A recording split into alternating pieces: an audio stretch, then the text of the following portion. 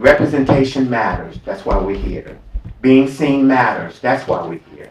And being heard matters, that's why we want to be heard. We are fighting for health equity for all, especially the transgender community. Across this country, too many politicians are trying to score cheap political points by attacking transgender Americans with health care and transgender rights.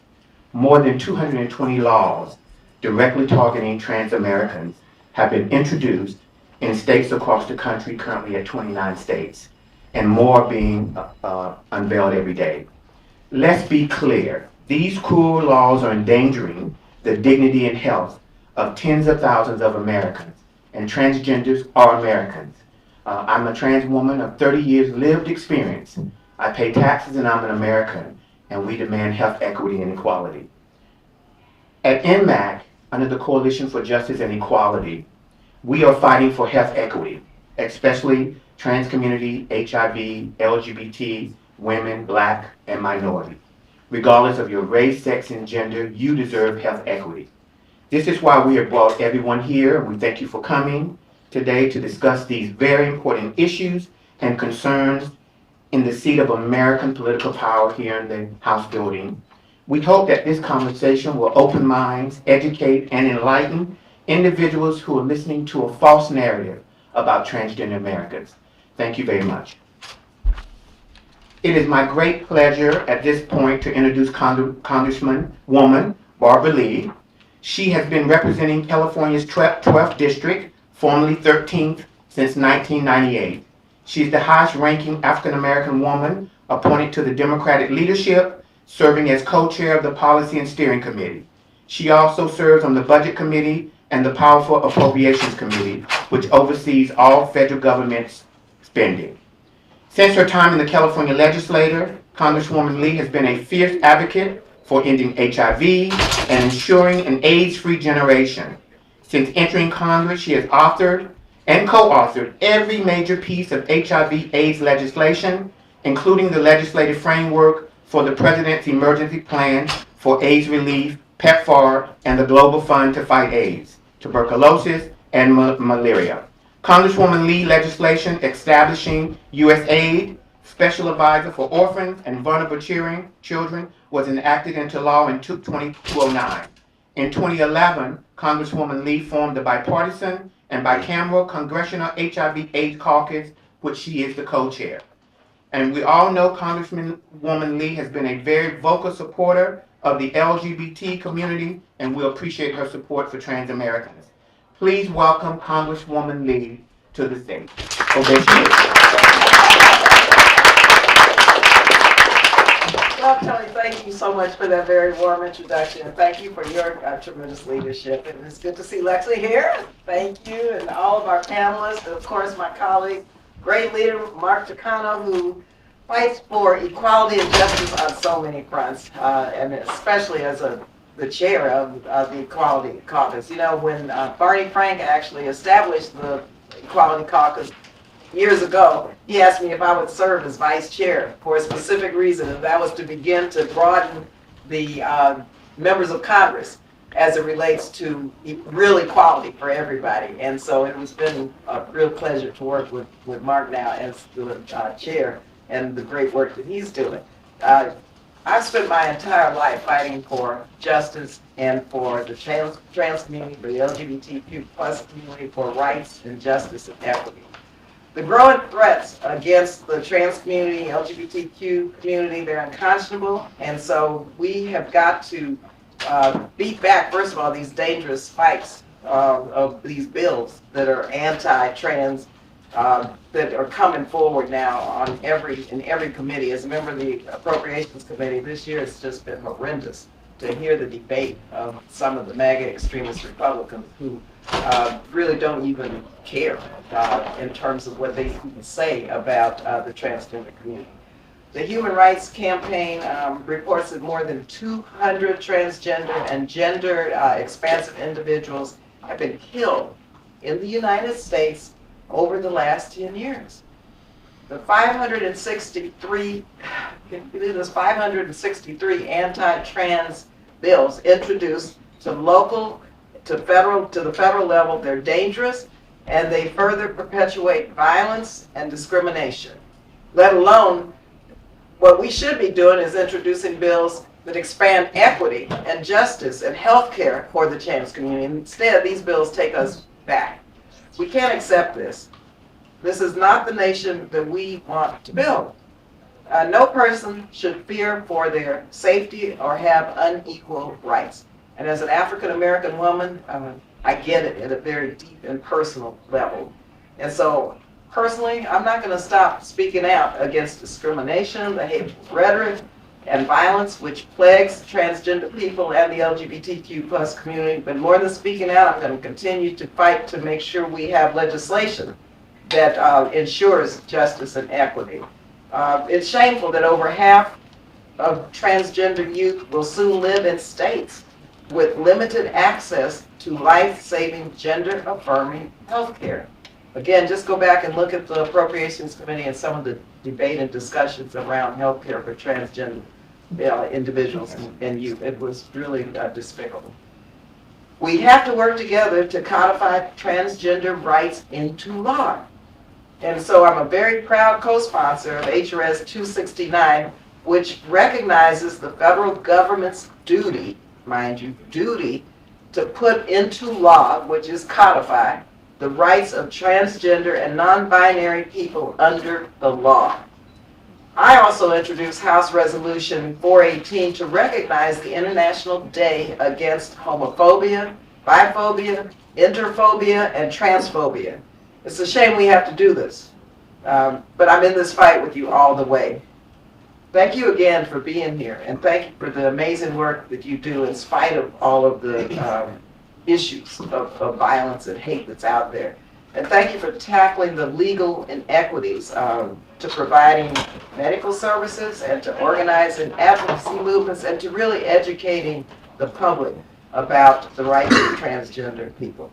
Your voices are critical to this movement, and believe you me, you have an army of people here on Capitol Hill to fight with you. Thank you all again, and thank you for being here.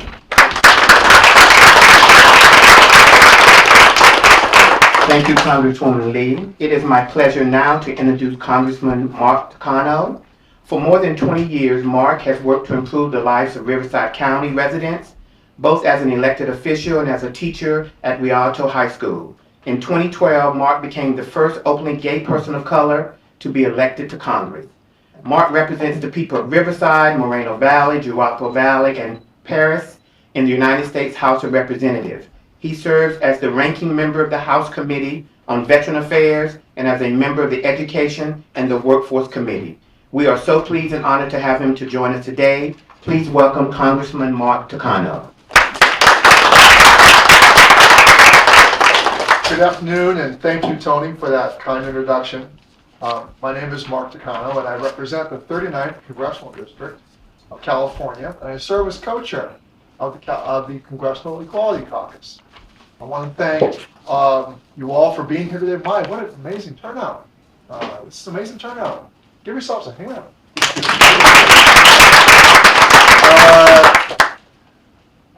I'm just gonna, two thoughts on that. Nothing's going to drag us down, right?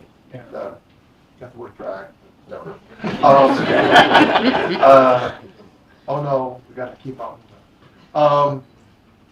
So I want to thank you all for being here today to discuss the challenges that transgender Americans are facing as anti-equality politicians and extremists continue to attack the transgender community every day. Just as I was leaving the office, my eyes, I was like, my staff was all looking at the Judiciary Committee proceedings with Chip Roy just going off on the dangers of affirming care. The dangers, this is ridiculous. And, my staff were kind of whispering to me, says, that man just thrives on hate. And it's driven, and that kind of, it seems to just propel him forward. So it's not an easy time for transgender people in the United States. More than 75 anti-LGBTQI state laws, and many of them which target trans communities specifically, have been signed into law this year. Here in Congress, The House has voted on more than 10 anti-equality amendments and bills this year. And we're doing more in the Judiciary Committee right now. Every day, the rights of transgender people are being restricted simply because they want to live and thrive as their authentic selves. Anti-equality politicians across the country and in Congress are using misinformation and fear-mongering to push legislation restricting access to life-saving and medically necessary care for trans people, even though this care is supported by every major U.S. medical association representing more than 1.3 million U.S. doctors. Transgender care, transgender kids are the main targets of these latest attacks. And not only is their access to health care being severely restricted, but also their right to simply be kids. Just this year, Republicans in the House passed a trans and intersex sports ban, barring trans girls especially from participating with their friends on school sports teams and building childhood memories and building all those amazing social sort of skills that you learn in sports. The lives and well-being of transgender kids are at stake in these fights, and that is why, why discussions like today's are so important. And it's critical that everyone understand the attacks that we're facing, so that we can push back on them together. So I want to thank. Now, is it NMAC or is it NMAC? NMAC. So I want to thank NMAC for inviting the Equality Caucus to collaborate on this important roundtable with my amazing, fabulous, historic, tremendous, fierce colleague, Representative Barbara Lee. She's been doing all this work as a straight ally way before I got to Congress, way back in the day when Barney Frank and maybe was the only one it, right? He was the only one it. And he needed to turn to straight allies like Barbara. So my hat's off to you. It's enormously humbling to be beside someone who voted, probably he voted against the Defense of Marriage Act, he voted against Don't Ask, Don't Tell. You were standing up for us in the minority when standing up for us was a minority position. To know what it is to be a minority and to understand, to own it, and to still stand up for the right. My hat's off to you, Barbara Lee. So, Barbara Lee!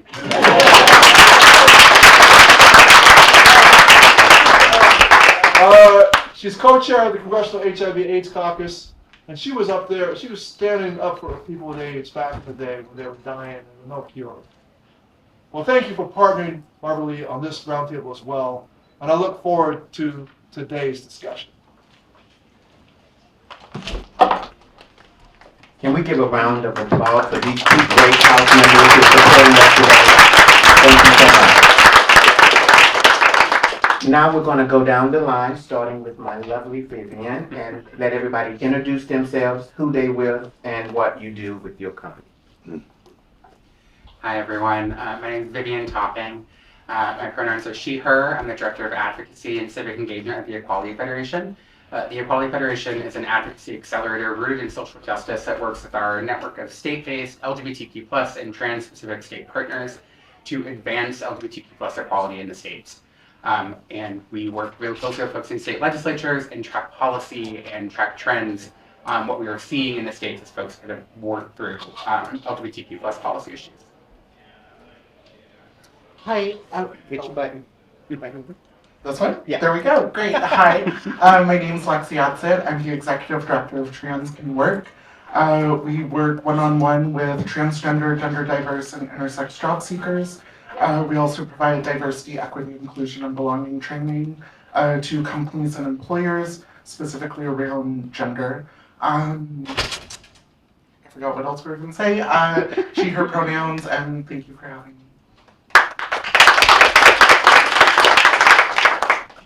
Hi, I'm so heartened to see so many people here today. Thank you to NMAC and to the Equality Caucus for having us. I'm Susan Corke. I use she, her pronouns. I'm the director of the Intelligent Project, intelligence project at the Southern Poverty Law Center, overseeing the work to prevent, track, expose, and counter hate and extremism in America. Thanks for having me here.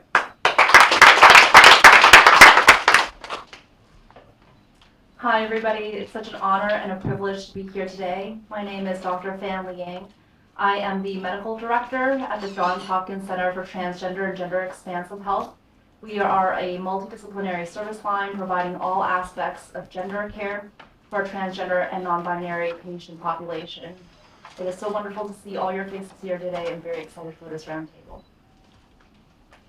Hi everyone, my name is Shelby Chestnut. I use they, them, or he, him pronouns. I'm the executive director at the Transgender Law Center. TLC is the largest trans-led organization in the country, probably the world actually. And we do what it takes to keep transgender people alive and thriving and fighting for liberation. We do impact litigation, movement building, and narrative story change.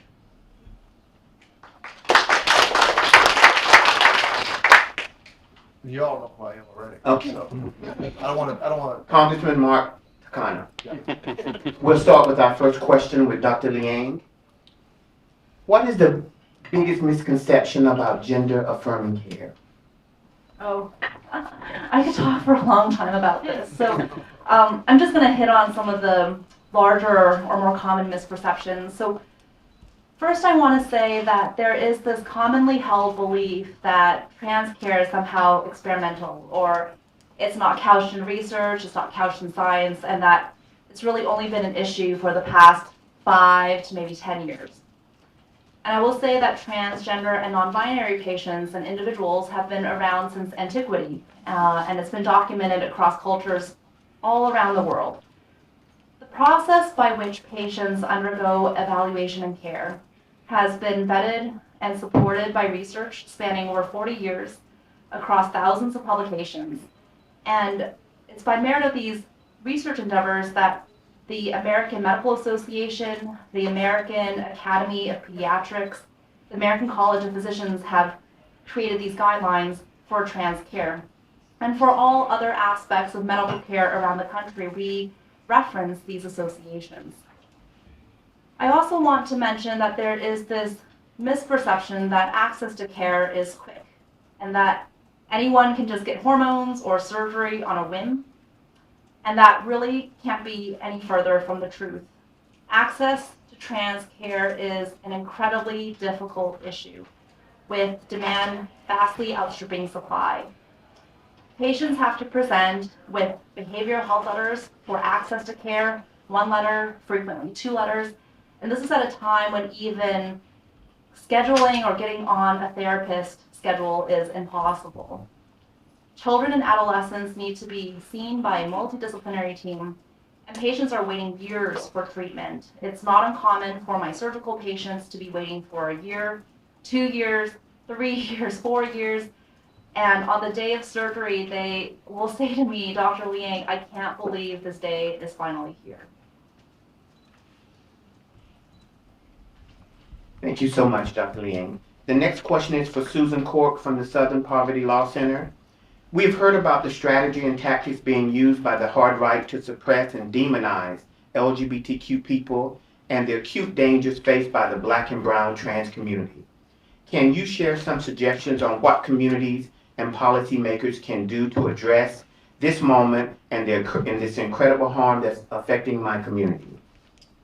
Absolutely, and we are at a very dangerous moment in time. Every year SPLC produces its annual Year in Hate and Extremism report, and the danger facing the LGBTQ community, but particularly for those that are African American, Black, brown, trans, is particularly acute. Trans persons were murdered in shocking acts of violence, allegedly motivated by hard-right conspiracy theories. And the LGBTQ plus persons were already disproportionately experiencing violent victimization. Yet instead of support, they are targeted by efforts between right-wing extremist groups and some MAGA Republicans to spread normalized, misinformed, conspiratorial, violent rhetoric. And these efforts have been successful in stirring anti-LGBTQI sentiment, increasing the likelihood of actual violence and attacks. So what can we do?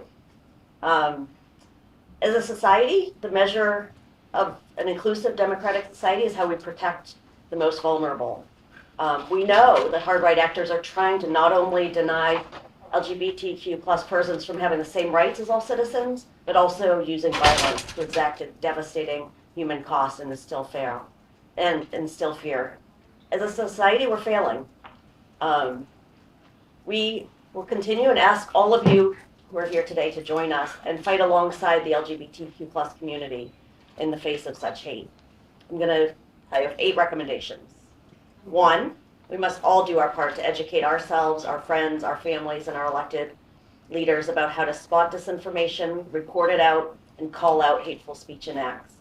2, we must defend against the attacks on inclusive education and take action to ensure our schools protect our most precious resource, our children.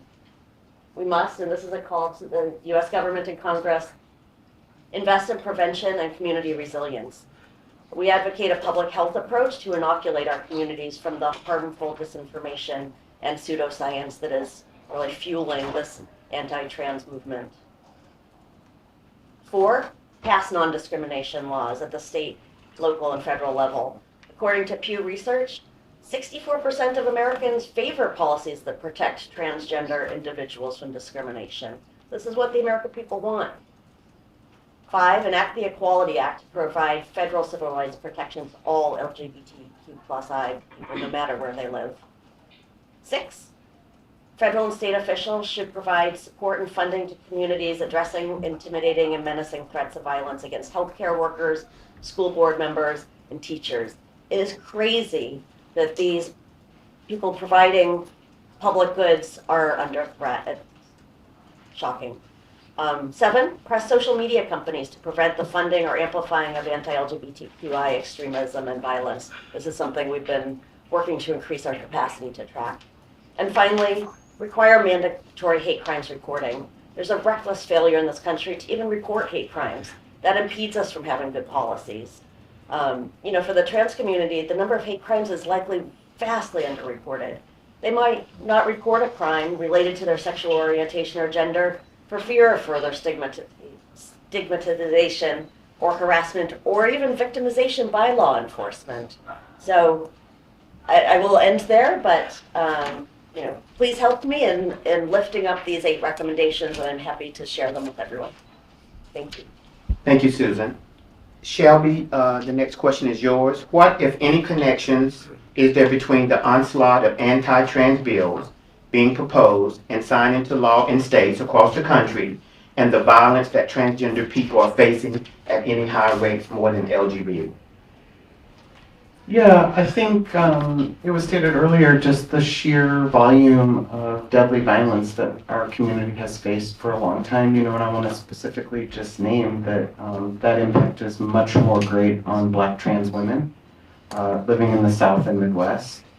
And I think while we're living in a time where there's increased visibility and debate about trans people's sheer existence, we're seeing continued attacks both in healthcare, parents' rights are being attacked, school safety, access to life-saving medical care, and it's fueled by this anti-trans extremist and sort of misinformation agenda about trans people, which you're seeing is having a direct impact on trans communities. I will say, even for my own self, traveling across the country, doing work on behalf of TLC, I find myself being more alert than I normally am, just given what's happening in the world. But I think we're in a moment where I would encourage sort of what others have said for allies to lift up this moment. And you might not know a trans person, you might not know you know a trans person, but that doesn't mean you shouldn't understand, I think, the very real lived issues, which are, barriers to housing, barriers to employment, barriers to healthcare. If we start to look at all those root causes of what's causing violence in communities in the first place, I think we start to get at a bigger conversation. I think the thing we're also grappling with is, as a country right now, there is so much poverty and infrastructure lacking for most people's basic human dignity, but I think it's exacerbating violence within community.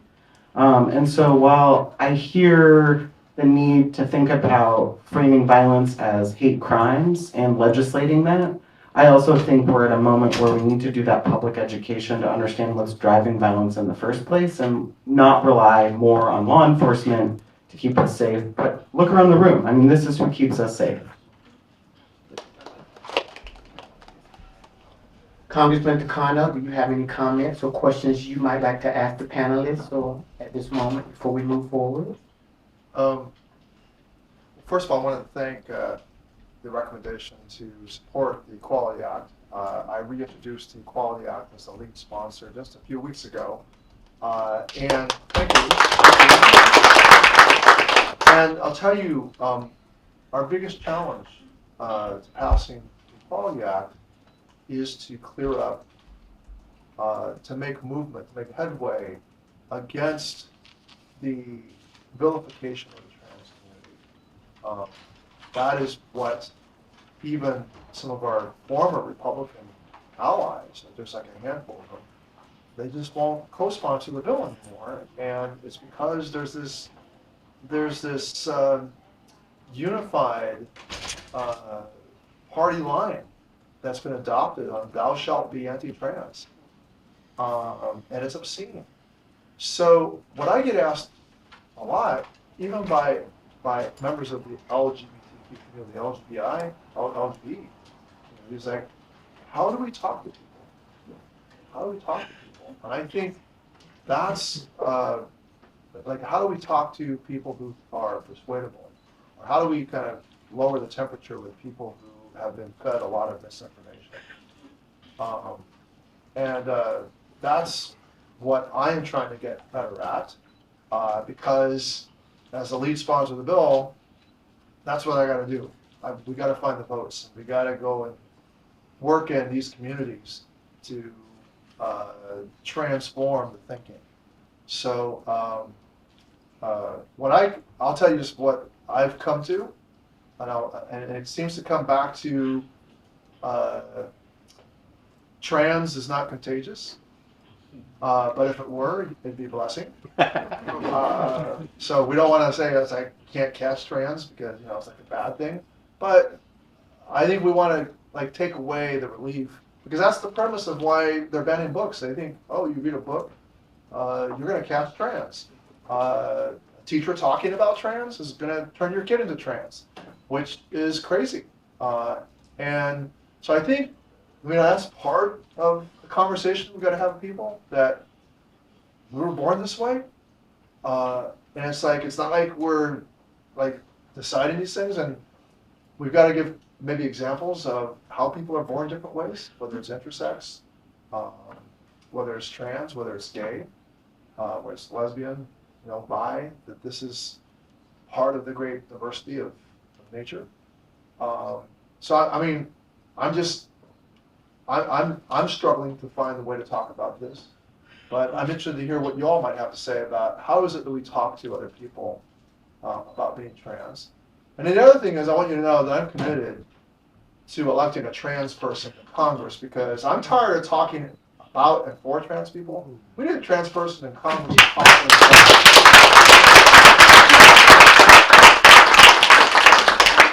Thank you, Congressman. The next question is for Lexi. How can we go about accomplishing TGI economic inclusion for the trans community? Yeah, thank you, Toni. So just some quick statistics about the transgender community. It is an underdeveloped community. It's been reported that the average annual earnings of a trans person is $11,000 or less.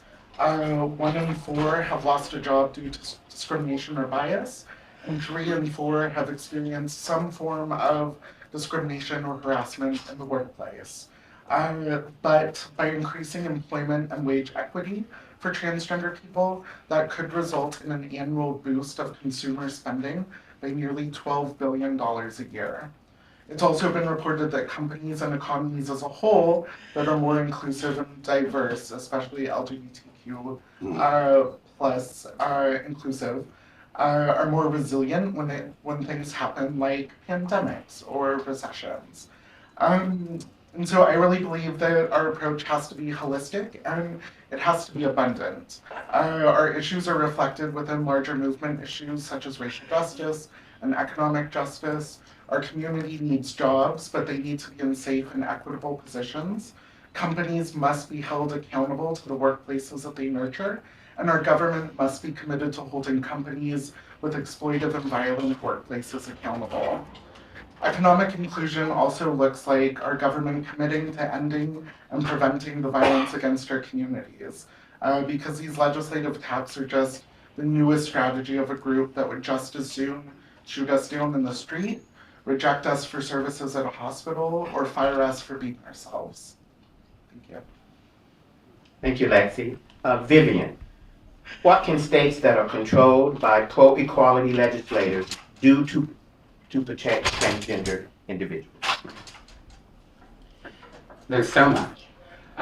So when we really think about what trans folks need and where people are going, there's been this huge reaction from a few states the past couple of years as we've seen healthcare bans really evolve across the country to pass what's called refuge laws or sanctuary laws. And we are so excited to see so many states that really do want to pass these laws and really want to make this happen. And I think that the first thing that we really need folks to be doing before saying that they are a safe haven for transgender people is thinking about how are they addressing the disparities that are already existing in their state for transgender people.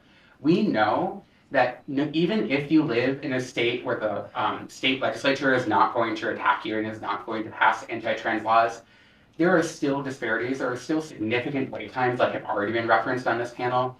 Doctors are still stretched incredibly thin in terms of being able to provide care for transgender people. And the influx of people from states where they have passed bans on medical care for transgender folks has made that system even more difficult. And so a few things that folks can really be thinking about is first starting at home and really thinking about how can we expand healthcare access for transgender folks. One really great way that this was done this year was HB 2002 in Oregon.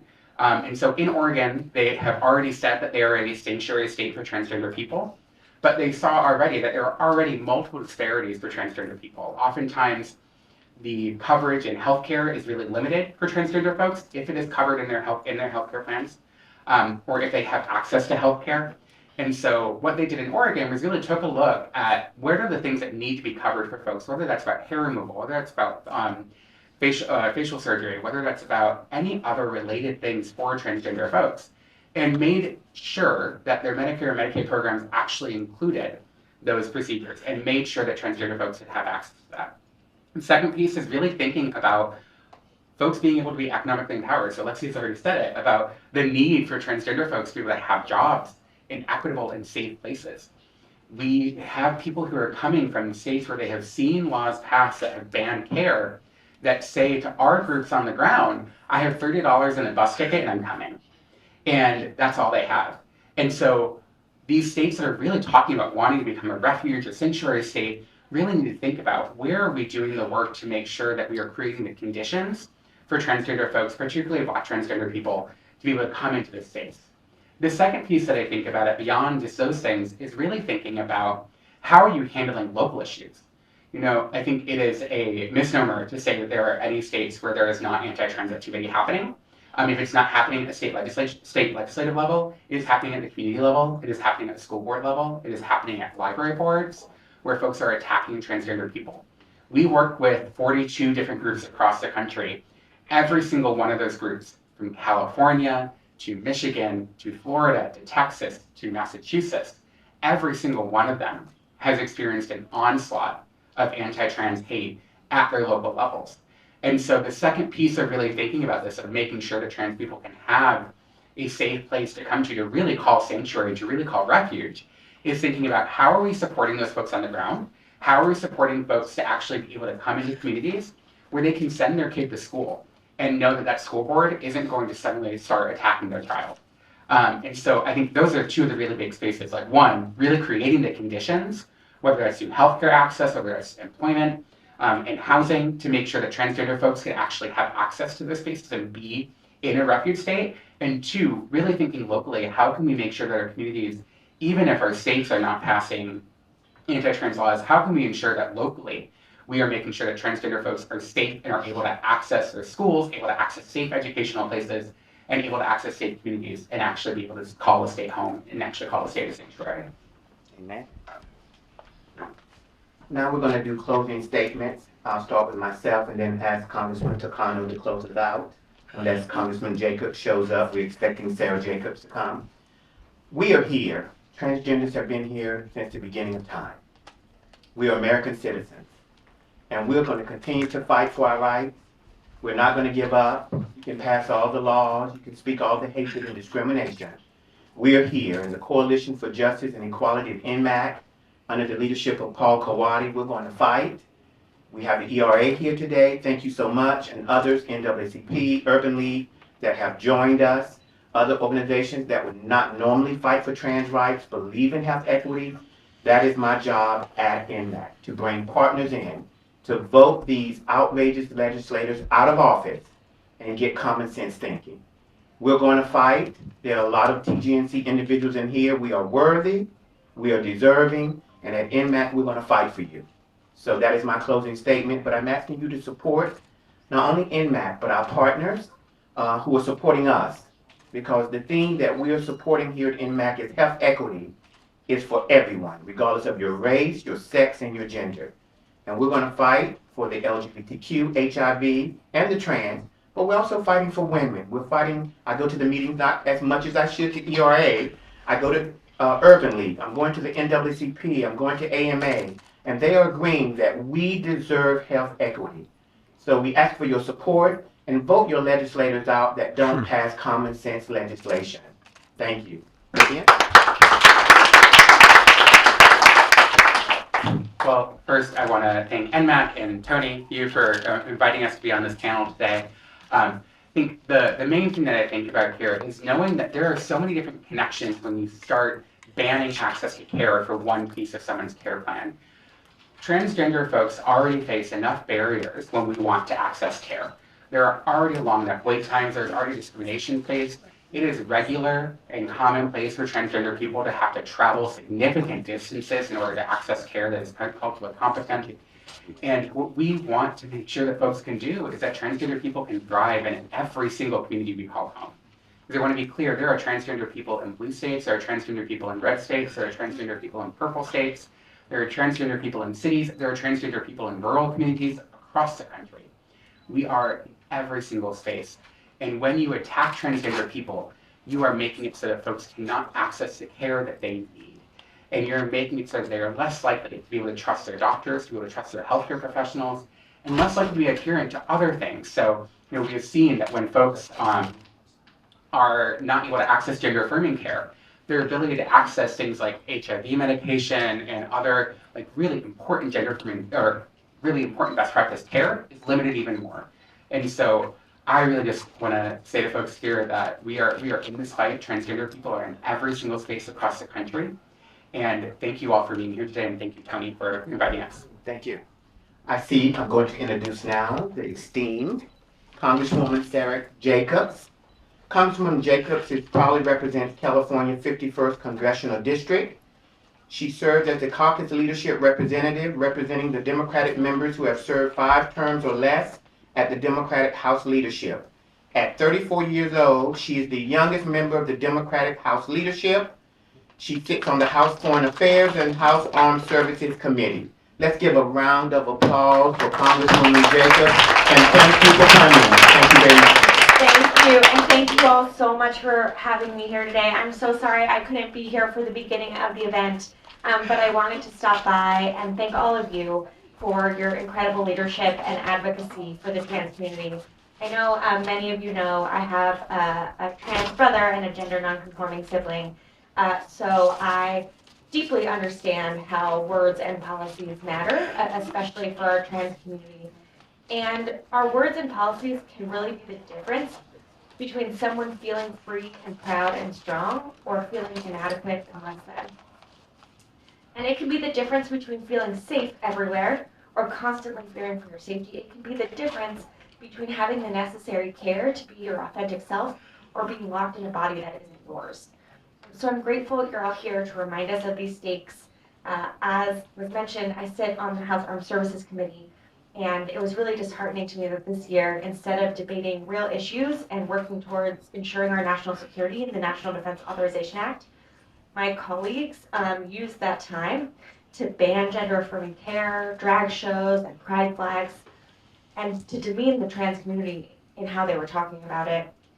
And these things actually are going to hurt our military recruitment and our national security, when what we were supposed to be doing was figuring out how to improve our national security. So clearly we all have a lot of work to do to change the trajectory that we're on, to fight back against these horrible policies. And honestly, I think a big part of that work is naming the bigotry for what it is, but then using our platforms to educate people, educate my colleagues, all of our colleagues, and also to not forget to celebrate the beauty and strength of the trans community. Because it's not just about all the bad things we're hearing in the news, right? We have amazing good things to celebrate as well. And then to make sure we're coming together and uniting behind solutions. So I know it's been really hard to hear all of the horrible things that leaders, my colleagues, leaders across the country, and state legislatures have been saying about the trans community. And I want to make sure you know that while all those things are horrible and hateful, there are also people here and in every single one of those rooms who are fighting for you, who understand that this is an existential threat right now, and we're not going to let these things stand. We're fighting for equality, respect, and dignity for everyone, no matter who they are, and that's not going to stop. So thank you again for being here, and thank you for having me. Thank you so much.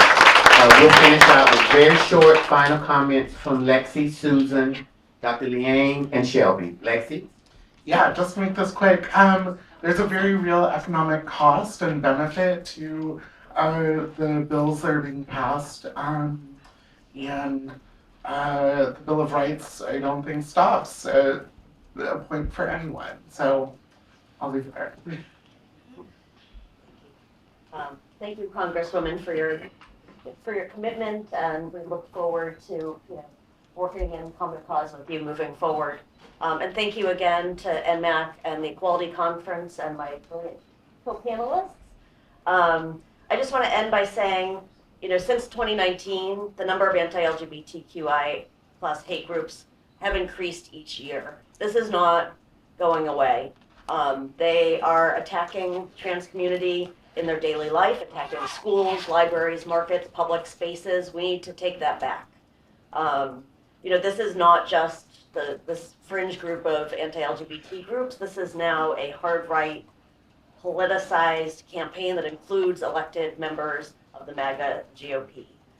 They're trying to keep LGBTQ plus and especially trans people out of the public sphere. Extremist groups like the Proud Boys are increasing their efforts at the local levels to try to drive LGBTQI people out of American society. So I wanted to go back to something Congressman Takano said, like, what can we do? And just emphasize one thing: prevention and community resilience. We've had a lot of success, but it's a very small field. Applying the public health model and working to inoculate individuals, young people, from pseudoscience, disinformation, these false tropes that are really fueling the momentum behind this anti-trans campaign, and really build up the resilience on the other side. People who have the education and the tools to really fight back and support people like the Congresswoman who are your champions. So there's a fight ahead of us, but looking around this room and seeing the dedicated members of Congress, let's go. Again, it's been such a pleasure and an honor to be here. I wanted to close off by referencing what Congressman Takano had mentioned, which is how do we have this conversation across the room, and how do I convey the urgency of these issues to people who aren't as plugged into the community. And what I will say is that we're living in a critical time. My patients are coming to me anxious, desperate for care. They are worried that the restrictions that have been spreading across states are going to spread to states that are currently providing this care, even states that are sanctuary states, because nothing is guaranteed in the future. The best analogy that I can think of is if you or a loved one need a pacemaker, and what if you were being told that there was sweeping legislation across the country that was going to prevent you having access to this life-saving intervention, how would you feel? How would your loved ones feel? How would you go about planning your life? And how would you react? This is the exact scenario that the transgender non-binary population is facing at this very moment.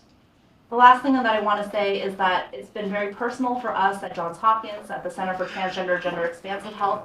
We've had providers who've reached out to us who have been committed to providing care, but now are fearful of losing their license. They're fearful of practicing this care. Our sister hospital at Johns Hopkins All Children's Hospital in Florida, this has been the exact situation here, and it's been critical in that there's already a lack of access, already a lack of providers providing this care. Having this legislation has impacted the availability of providers who are dedicated to an even greater degree. So I just wanted to end on that note. Thank you.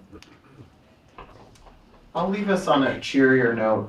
2017, I was in Texas with Vivian. She was working for a different campaign then. Texas successfully defeated an anti-trans bill then. And I was at a pool party sort of celebrating the victory, and I met this little girl.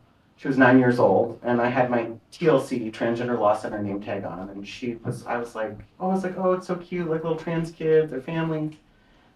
She was like, oh, you work for TLC? And I was like, yeah, I help trans people like you and me. And she goes, oh, that's silly. That's really boring. I thought you worked for the Dinosaur Channel. And I say that because I think 9-year-olds should be focused on the Dinosaur Channel and what they want to do there instead of figuring out how them and their families are going to stay safe where they live and just go to the doctor like everyone else. A 9-year-old should be able to go to the doctor like everyone else.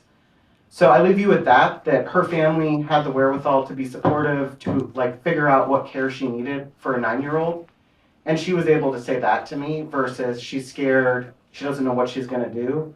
And that's really, I think, the world that we're all in this room trying to create. So with that, I leave us on a high note.